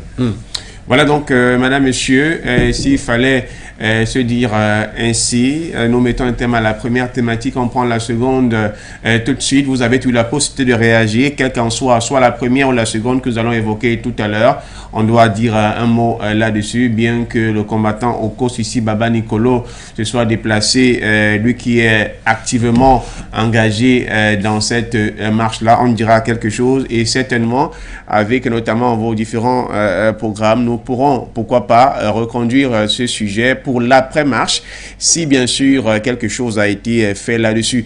Alors la deuxième thématique porte Côte d'Ivoire, marche pour la libération des prisonniers politiques. La société civile va-t-elle faire fléchir le pouvoir central? Messieurs, il y a quelques semaines de cela, et aussi une semaine, il avait été donc annoncé une marche d'ailleurs en vue de pouvoir amener le pouvoir d'Abidjan, permettez la redondance, à aller dans le sens de la libération justement des prisonniers à caractère politique, parmi lesquels aussi ces autres personnes qui portent la voix au devant de la scène. Il y a justement cela, puis Chéric Ballet, qui est donc président de l'ACI, l'Action citoyenne ivoirienne, une organisation de la société civile qui lutte et milite également comme vous afin que les droits des peuples et des populations soient respectés. Elle s'est engagée tout simplement à aller faire un tour, prendre le pool des 49 militaires ivoiriens, aujourd'hui 46 détenus du côté du Mali. Elle a été donc accusée pour porter atteinte à une diplomatie, à porter atteinte à l'image de marque de la Côte d'Ivoire. Et depuis donc cette date du 20 août, elle est désormais écrouée à la maison d'arrêt et correctionnelle d'Abidjan. Avant de venir à vous, je vais venir, me retourne d'abord vers le patriarche qui est avec nous. On évoquait justement cette marche qui devait se tenir à une semaine. Nous sommes le 10 septembre aujourd'hui. Est-ce que vous pensez clairement au regard de ce qui se passe du côté de la Côte d'Ivoire, et surtout pour mettre de l'eau à votre moulin, l'une de ses prises de parole pendant qu'il était justement dans son magistère, ça devait être le deuxième, le président Ouattara a dit: l'on ne condamnera plus personne pour ses opinions politiques, personne n'ira plus en prison parce qu'il a eu à dire telle ou telle chose dans sa position ou son choix à vouloir que le pays soit de telle manière. Et il avait eu une réponse, c'était bien sûr en décembre 2019, lorsque l'archevêque d'Abidjan, au cours d'une messe, lui avait dit: Monsieur le Président de la République, je vous supplie, au nom de Dieu très saint, qui est procureur de la paix, allez-y vers le pardon, allons et libérons tous ceux-là qui sont enfermés dans les geôles. Et aujourd'hui, on se rend compte que la situation en Côte d'Ivoire ne semble même pas avoir été effleurée, ou du moins le chef de l'État, c'est comme si il était dans un rêve, il a eu à dire quelque chose, ou tout simplement vous me direz qu'il est dans un monde, qu'il a eu à dire quelque chose, mais ses collaborateurs n'en veulent rien respecter. Non, il ne faut pas accuser ses collaborateurs. C'est lui qui tient le pouvoir, c'est lui qui donne le là, c'est lui qui tient fermement le pouvoir entre ses mains. C'est pas la peine de trouver des boucs émissaires par rapport à cela. Lorsque l'archevêque le lui rappelle depuis 2019 jusqu'à ce jour, qu'est-ce qu'il a fait? Il n'a pas fait bouger les lignes. Dernièrement, vous vous rappelez autant que moi, au lieu d'une loi d'amnistie, il a préféré gracier le président Laurent Gbagbo. Au-delà des prisonniers politiques, il y a tous ces exilés politiques qui sont ces enfants ivoiriens qui sont dispersés sur les quatre coins du monde, ci et là, à la suite de sa prise de pouvoir au forceps avec le soutien de la France. Donc je pense que Ouattara n'a pas la volonté de voir la Côte d'Ivoire se réconcilier avec son histoire. C'est aussi simple que ça. Même le prélat lors de son homélie, certainement peut lui poser la question aujourd'hui de savoir s'il avait même suivi son discours, où est-ce qu'on en est, puisqu'on on en est nulle part. Donc bref, je crois que l'initiative prise par la société civile du côté de la Côte d'Ivoire est une initiative à saluer. On saura tout à l'heure si Ouattara, avant la fin de cette journée, nous saurons si Ouattara est démocrate ou pas, parce que j'ai bien peur qu'il sorte tout son arsenal anti-émeute pour fondre sur les populations civiles qu'on a vu. D'ailleurs, ce ne sera pas une grande première du côté de la Côte d'Ivoire. On a vu l'armée française tirer sur des manifestants à main nue sur le pont des Billets pour que Ouattara accède au pouvoir en 2011. Donc moi, ça ne me surprendrait pas que Ouattara, leur digne représentant et surtout défenseur, fasse la même chose contre ces populations civiles. Son discours politique n'a toujours été empreint de roublardise en réalité. Donc Ouattara n'a pas la volonté de voir les Ivoiriens se réconcilier entre eux et encore moins d'accorder une oreille attentive aux revendications de ce peuple-là. Les organisations de la société civile ont décidé de marcher aujourd'hui. J'ai au moins une certitude. Connaissant l'homme depuis qu'il accède au pouvoir, je suis sûr qu'il va casser ce mouvement par la force et on risque d'enregistrer des morts aujourd'hui du côté d'Abidjan.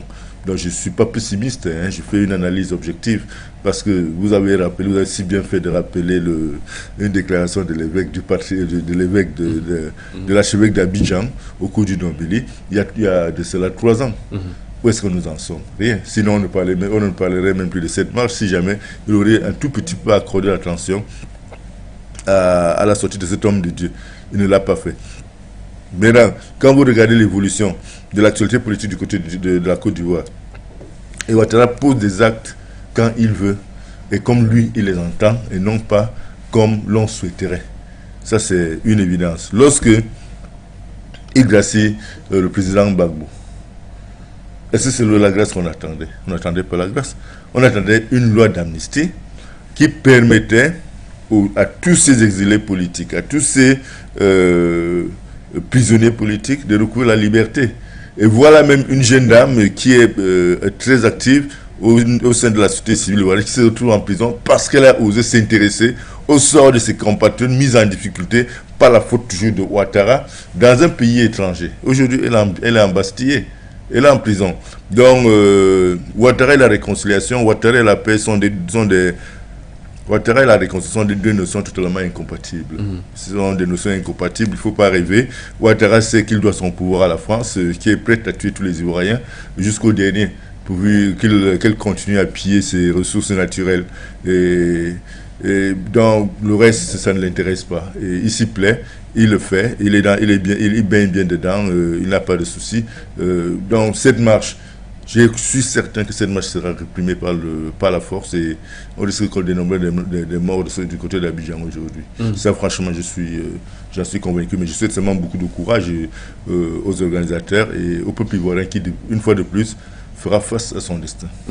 Alors, Moussa Zane Diarra, est-ce que cette marche engagée par la société civile ivoirienne, à la fois du côté de la France, qu'on a vu au Kosisi Baba Nicolo qui porte les choses là-bas de ce côté, et même du côté d'Abidjan, où même un des téléspectateurs au cours d'une émission nous avait souligné cela. Quel est le regard que vous portez? Voilà, nous saluons vraiment le courage de nos camarades frères qui ont commencé vraiment à mener cette lutte contre le dictateur Alassane Dramane Ouattara, parce que moi je qualifie Alassane Dramane Ouattara comme un dictateur parce que qui parle de la démocratie sous son mandat. Il y a plus de prisonniers politiques que n'importe quel pays en Afrique ici. Sous son mandat, il y a plus des exilés politiques que n'importe quel pays en Afrique ici. Et qui connaît aussi le pays Côte d'Ivoire dirigé par Alassane Dramane Ouattara, qui connaît la France-Afrique, qui connaît la porte d'entrée de la France en Afrique ici. C'est la Côte d'Ivoire, c'est à travers Alassane Dramane Ouattara. C'est lui qui mène tous ces manigances, tout ce que la France fait ici comme vraiment des coups, des exactions, même des impositions. C'est à travers Alassane Dramane Ouattara qu'il parvienne vraiment à accéder dans tous ces pays et à faire tout ce qu'il veut en Afrique ici. Donc, celui qui a marché sur le sang de son propre frère, sur le sang de son peuple pour accéder.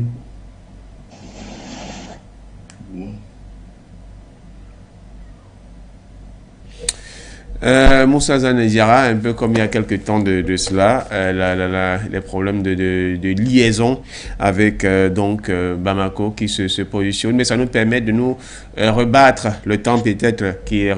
Moussa, vous êtes là? Au pouvoir, on ne peut pas vraiment mettre tous ces politiques-là face à ses opposants. C'est lui qui a arrêté Pulchéri, parce que qui connaît cette brave dame, elle a quitté le Mali.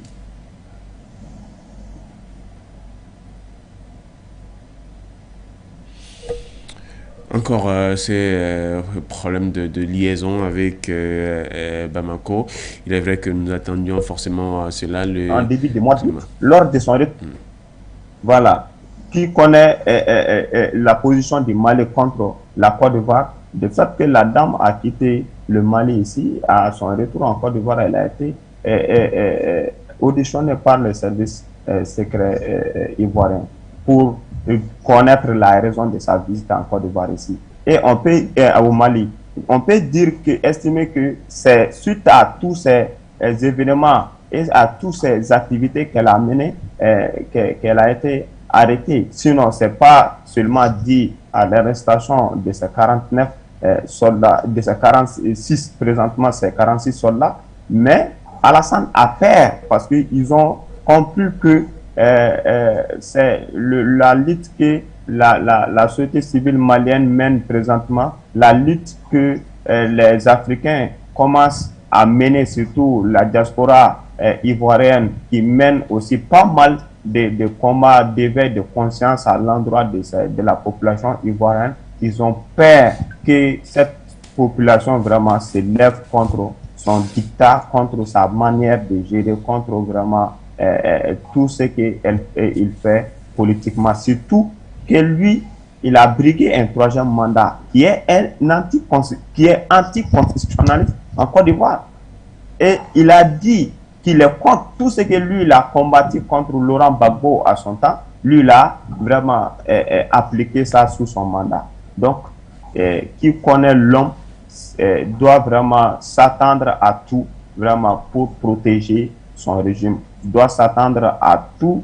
Il peut vraiment aller jusqu'à vraiment exécuter, soit vraiment emprisonner ces manifestants-là pour vraiment sauvegarder son pouvoir. Parce que si le peuple ivoirien parvient à avoir la voix autour de Alassane sur son territoire, vraiment, ça peut vraiment le fragiliser et ça peut aussi donner le courage à ce brave peuple aussi, vraiment, de lui chasser le pouvoir. Merci à vous. Nabaloum Abdoulaye, du côté de Ouagadougou, on profite pour dire bonjour d'ailleurs à tous les Ouagalais ce matin. Aujourd'hui, il y a une dame de la société civile qui est dans cette affaire mélangée. Elle est devenue une sorte de prisonnière politique, alors que normalement c'est que la société civile est indépendante de la chose politique.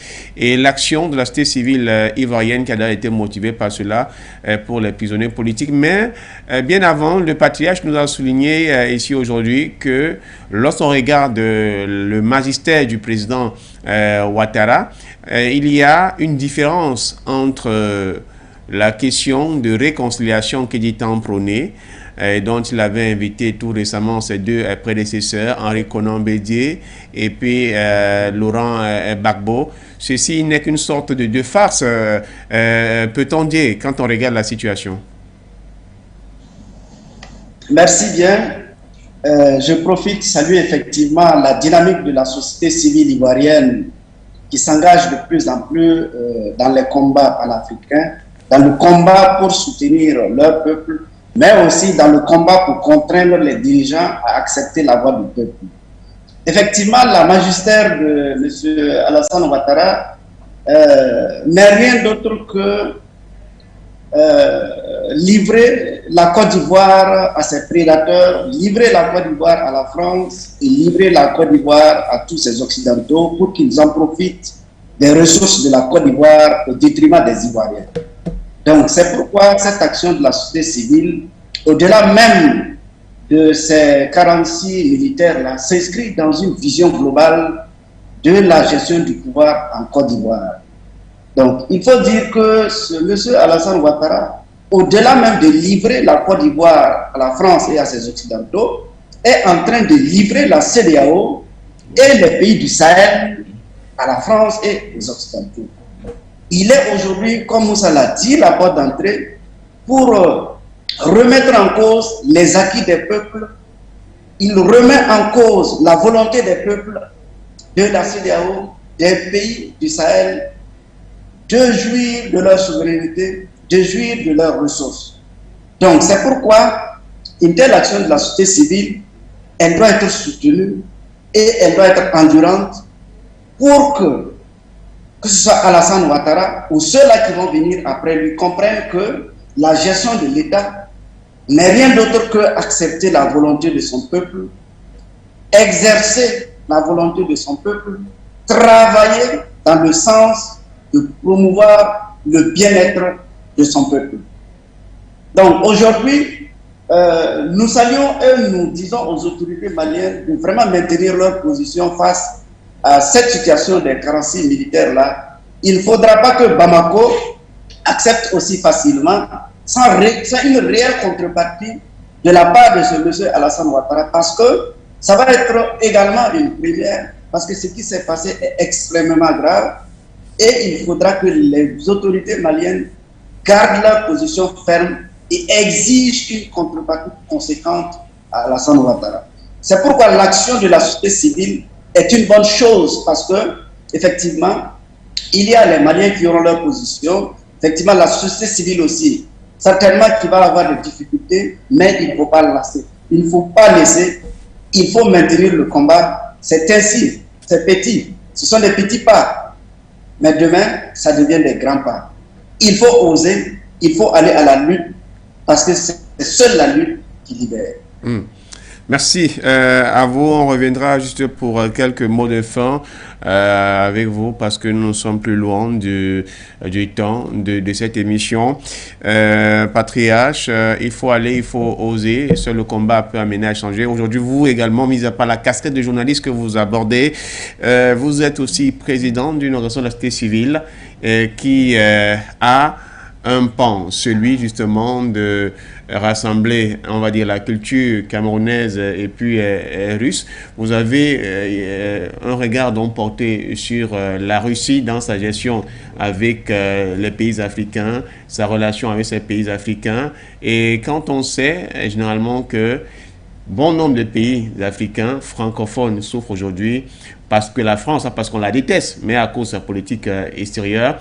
Et quand on entend le message de Sir Abdoulaye Nabaloum qui fait comprendre qu'il faut aller au combat, faut que la société civile soit portée devant, quelle est la lecture?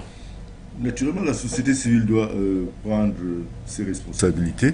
Lorsque vous voyez des organisations comme Human Rights Watch, c'est des organisations de la société civile, mais vous voyez quelle dynamique celles-ci font pauvres. C'est vrai qu'elles disposent de beaucoup de ressources, mais ces ressources-là ne sont pas toujours d'origine, je peux dire, même l'industrie militaire alimente... surtout que les États-Unis ont leur marque derrière. Voilà. Donc je crois que la société civile doit plus que jamais, africaine, doit plus que jamais s'investir pour des changements, pour en faveur des mutations profondes de la gestion de nos États et même des relations sur le plan international. C'est pour ça que nous avons pensé qu'il fallait maintenant s'ouvrir dans la foulée de l'évolution contextuelle, on devait s'ouvrir sur de nouveaux partenariats, raison pour laquelle, en mémoire d'un jeune africain qui devint troisième personnalité de l'Empire russe au XVIIIe siècle avec le grade de général des armées du tsar Pierre le Grand, dont un jeune Kotoko du sultanat de Logon-Birni s'appelait Bouamélé, devenu Abraham Petrovich Hannibal. Nous nous sommes bien bétonnés, voilà, les Africains ont besoin de référents. Voilà mon référent qui peut susciter des vocations, un peu comme les Assimi Goïta, qui peut susciter des vocations et permettre aux jeunes Africains de prendre confiance en eux et de pouvoir se dire, tiens, si déjà au XVIIIe siècle, lui, il a pu le faire, il n'y avait pas Internet, il n'y avait pas, mais il est devenu général des armées. Pourtant, sa condition initiale, c'était un pauvre jeune esclave de 8 ans qui se retrouve au sommet grâce à son intelligence hors du commun. Pourquoi est-ce que nous, on ne le ferait pas? On ne le ferait pas, on s'est dit, tenez, on peut donc utiliser sa mémoire pour construire un nouveau paradigme qui permettra justement aux Africains de prendre confiance en eux et de pouvoir créer de nouveaux partenariats en faveur de leur émancipation. Déjà, parlant même de la marche, je peux déjà marquer toute ma solidarité comme responsable aussi d'une association de la société civile envers les organisateurs de ces marches, que ce soit du côté de Paris ou du côté d'Abidjan. Je pense que nous allons voir au niveau du bureau exécutif, s'il faille d'ailleurs leur adresser, tout au moins manifester cette solidarité à travers une correspondance qui sera peut-être lue sur ces antennes pour qu'ils sachent que nous sommes de tout cœur avec eux, ce sera dans l'un de nos prochains programmes. Donc, la société civile devrait être un élément clé pour la construction et la déconstruction dans le cadre de la lutte contre l'impérialisme. Les sociétés civiles, les organisations de la société civile africaine doivent jouer un rôle majeur, mais maintenant tout va se jouer au niveau de leur capacité à fédérer et à porter les attentes des uns et des autres. Parce que la société civile, ça a besoin des ressources, mais ces ressources sont essentiellement tirées des frais d'adhésion des membres.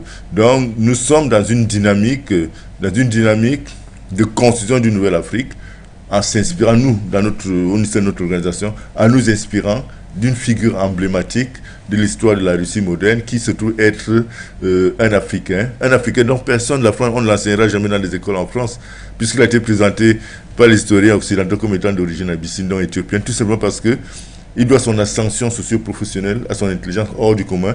Mais les Occidentaux ne croient pas n'ont jamais cru qu'un noir puisse être aussi intelligent.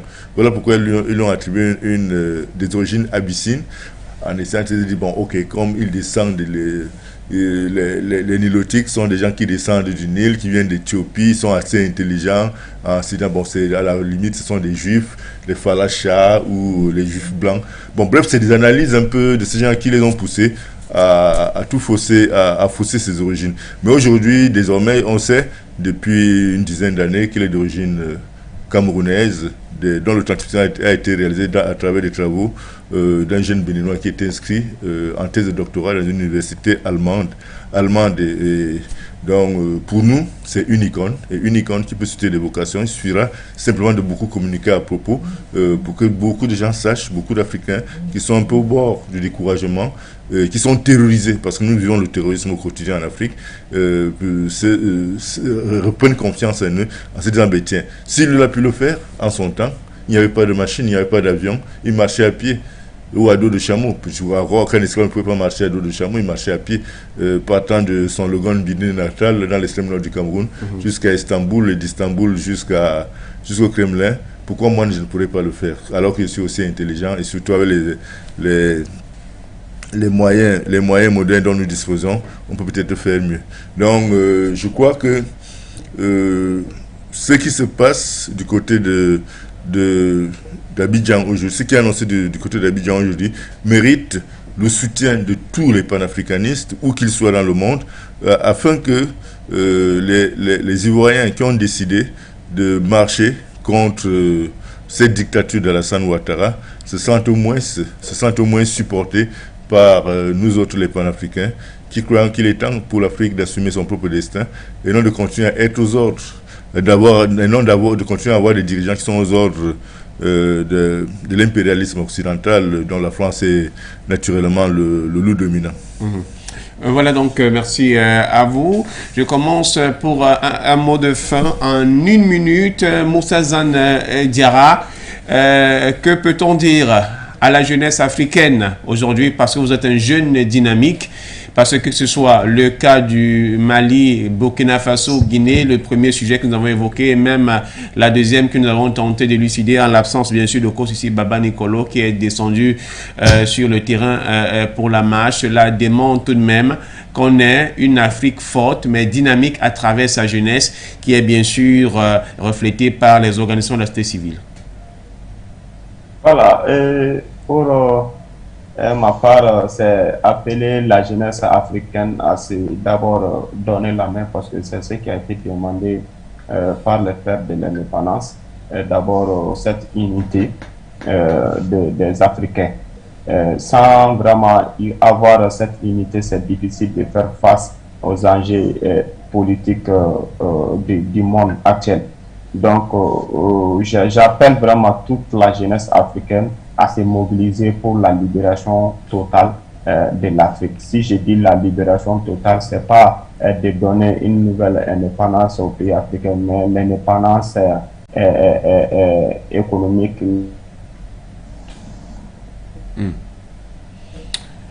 Voilà, donc merci à vous.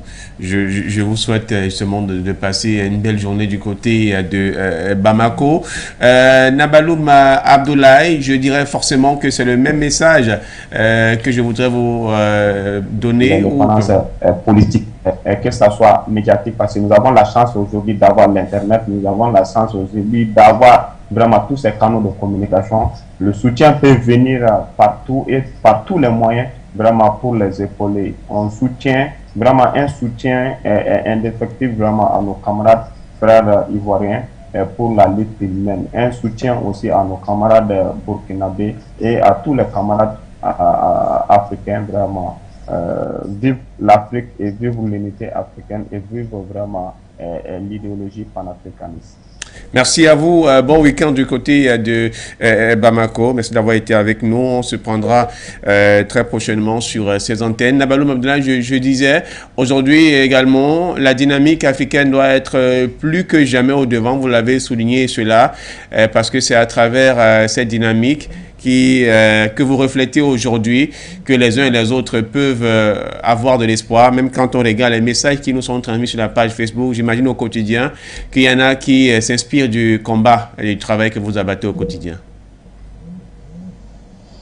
Alors, merci à vous aussi, For You Media. C'est à travers vous aussi que nous pouvons également porter notre voix.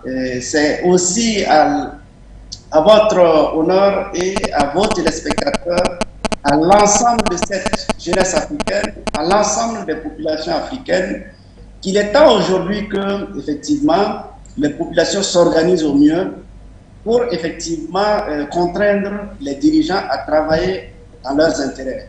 Et les sociétés civiles sont déjà sur le terrain, elles sont très actives, et la dynamique, effectivement, de pouvoir travailler, partager les expériences ensemble, est une très très bonne chose que nous saluons. Et pour ceux qui sont déjà engagés, c'est que la lutte doit continuer et elle doit très bien se poursuivre. Pour cela encore, ces jeunes-là qui ne s'inscrivent pas encore ou qui ont des doutes, il faut retenir qu'une seule chose, c'est la lutte qui va tous nous libérer. Nos dirigeants, certains ont de la volonté, mais n'y arrivent pas parce qu'effectivement, on a de l'autre côté de l'Occident des prédateurs qui sont prêts à tout pour remettre en cause, pour protéger les intérêts. Quoi de plus normal que nous aussi, Africains, on puisse s'organiser, mieux s'organiser pour protéger nos intérêts. Donc, en tout cas, merci à vous, à tous vos téléspectateurs, et merci à tous les panafricains qui se battent jour et nuit pour que l'avènement de la souveraineté réelle de nos populations soit atteint. Merci à vous, chers frères, d'avoir disposé de votre temps et de l'énergie pour permettre à ces Africains-là d'avoir de l'espoir. Bonne journée du côté de Ouagadougou et bonjour également à tous les Ouagalais à nouveau. Des pays, on sort à travers vous. Merci d'être venus. Toujours dans cette démarche du Power to the People, le véritable Power to the People pour un Wake Up Africa. Oui, disons que nous sommes dans une démarche qui s'inscrit dans la durée et qui, donc peut-être moi je n'aurai pas l'aboutissement, mais je crois fermement qu'un jour l'Afrique jouera de toute sa souveraineté. Et pour y arriver, je continue sur à inviter les uns et les autres de s'attarder davantage sur la culture générale. Il faut savoir, il faut donner de la place, il faut prendre de son temps pour se cultiver, pour maîtriser un certain nombre de sujets afin de pouvoir en débattre et de tirer surtout les meilleurs enseignements possibles. Et je ne vais pas chuter sans rappeler que on dit d'habitude que nous sommes l'homme à l'image de l'éducation qu'il a reçue. La France a réussi un génocide non violent, d'une extrême gravité. C'est en nous imposant des programmes scolaires qui justement maintiennent l'élite africaine ou alors les Africains sous sa domination. Il faudrait donc que les dirigeants comme les autorités maliennes actuelles commencent par également ne regarder pas seulement le franc CFA, regarder également l'accord de coopération en matière d'éducation qu'il faut impérativement remettre en question afin que les pays africains adoptent des programmes scolaires adaptés en adéquation avec leurs idéaux de développement, parce que c'est la clé du développement, c'est la clé de l'évolution géopolitique, c'est la clé même de notre capacité d'analyser les faits, l'actualité internationale, parce que si on nous a appris à être médiocre à travers les programmes scolaires, il serait difficile pour nous du jour au lendemain de devenir des meilleurs, parce que nous serons préparés, nous serons formatés d'avance pour être des médiocres. Donc le combat panafricaniste est d'abord un combat intellectuel, un combat de refondation, et il importe pour nous-mêmes déjà de tout mettre en œuvre pour ne pas prendre ce qui est écrit, ce que ces gens nous ont enseigné comme parole de l'évangile, mais d'opérer de nouvelles recherches par rapport à d'autres paradigmes, afin que nous soyons à même de discuter avec d'égal à égal, sinon alors de supérieurs que nous sommes à Valais que ils sont. Voilà, merci à vous DP toujours pour votre disponibilité à ce programme et à bien d'autres de For You Media, l'ensemble de son réseau. Madame, Monsieur, merci de nous avoir suivis. Le combat africain est continu, le panafricanisme est en avant, un véritable power to the people, et j'aime bien souvent à le dire, mais avant de souligner cela, disons également un clin d'œil à Sir Paulela et à toute sa clique de Pan-African Awards pour promouvoir ces panafricains-là qui méritent et portent le jeu bien avant. Une prélude donc cet après-midi du côté de la ville de Douala à Bonanjo, qui est donc le quartier administratif de cette capitale économique, et bien des choses également. Aminata Fofana, membre du Conseil national de transition malien, qui est donc au Cameroun pour cette circonstance, et bien d'autres panafricains aussi. On salue également ce combat panafricain qui est mené du côté de Bangui avec les autres panafricains, mais surtout une équipe dynamique de For You Media qui travaille donc énormément à bas un travail de titan de ce côté pour que l'Afrique, à travers également la Centrafrique, puisse battre le pavé et se positionner quelque part. Madame, Messieurs, le monde bouge, l'Afrique aussi. Figurez-vous que nous aussi. Au revoir. Votre chaîne de télévision panafricaine For You Télévision, une autre vision du monde.